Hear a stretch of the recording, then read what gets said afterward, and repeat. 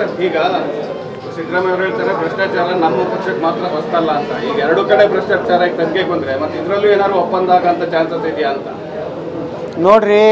ಈಗ CBI ಕದು ಹೋಗಿತ್ತರ SIT ಒಳಗೆ ನಮಗೇನು ಅನಿಸೋದಿಲ್ಲ. SIT ಅವ್ರದ್ದು ಸರಿಯಾಗಿ ತನಿಖೆ ಆಗ್ತದತ್ತೆ. ಅಲ್ಲ ಈ ಪಕ್ಷಗಳೆಲ್ಲ ಆಗ್ತದ ಈಗ ನಮ್ಮದು ಸುದ್ದಿ ಇಲ್ಲ. ಎಷ್ಟೇ ಒಳಪಂತ ಆಗಿದ್ರು ಸಹ ಲಾಲು ಪ್ರಸಾದ್ ಒಳಗೆ ಹೋದಿಲ್ರಿ. ಹೋಗ್ತಾರೆ, ಕೆಲವು ಮಂದಿ ಜೈಲಿಗೆ ಹೋಗೋರು ಅದಾರ. ಅವ್ರು ಹೋಗ್ಬೇಕು, ಸ್ವಚ್ಛ ಆಗ್ಬೇಕು ರಾಜಕಾರಣ. ಎರಡು ಕಡೆ ಆಗುತ್ತೆ. BJP ಒಳಗೂ ಬದಲಾಗಬೇಕು ನಮ್ಮ ಪಾರ್ಟಿ.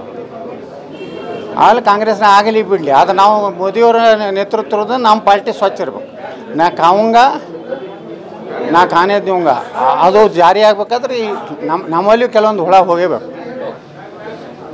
ಯತ್ನಾಳಗೌಡರು ನಿಷ್ಠುರ ನೇರವಾಗಿ ಹೇಳ್ತಾರೆ ಅಂತ ಹೇಳಿ ಇನ್ನುವರೆಗೂ ಕೂಡ ಯಾವುದೇ ಜವಾಬ್ದಾರಿಗೆ ಬರ್ತಾ ಇಲ್ಲ. ಚಲೋ ಆಯ್ತು, ಅದೇ ಹಿನ್ನಡೆ ಆಗ್ತಾ ಇದೆ. ನನಗೆ ಎಲ್ಲರೂ ಏನು ಹೇಳ್ತಾರೆ, ನೀವು ಹಿಂಗೆ ಇರತ್ತಾರೆ, ನೀವು ಅಟ್ಟೆ ಚೇಂಜ್ ಆಗಿಬಿಟ್ಟಿರ್ತಾರೆ, ಅಡ್ಜಸ್ಟ್ ಆಗಿಬಿಟ್ಟಿರ್ತಾರೆ. ಮತದಾರ ಹಿಂಗಾಗಿ ನಾ ಹಿಂಗೆ ಇರ್ತೀನಿ. ನನಗೇನು ಮುಖ್ಯಮಂತ್ರಿ ಆಗಬೇಕು ಅನ್ನೋದು ಅಷ್ಟು ಅರ್ಜೆಂಟ್ನಾಗೇನಿಲ್ಲ. ನಾ ಆಗ್ತೀವಿ, ನೋಡಕತ್ರ ಆಗ್ತೀವಿ. ಕಳಿಗೊಮ್ಮೆ ಸತ್ಯ ಹರಿಶ್ಚಂದ್ರನಿಗೆ 8 ದಿವಸ ಕಾಡ್ತದೆ. ಸತ್ಯ ಹರಿಶ್ಚಂದ್ರ ಮತ್ತು ರಜೆ ಅದಿಲ್ಲ.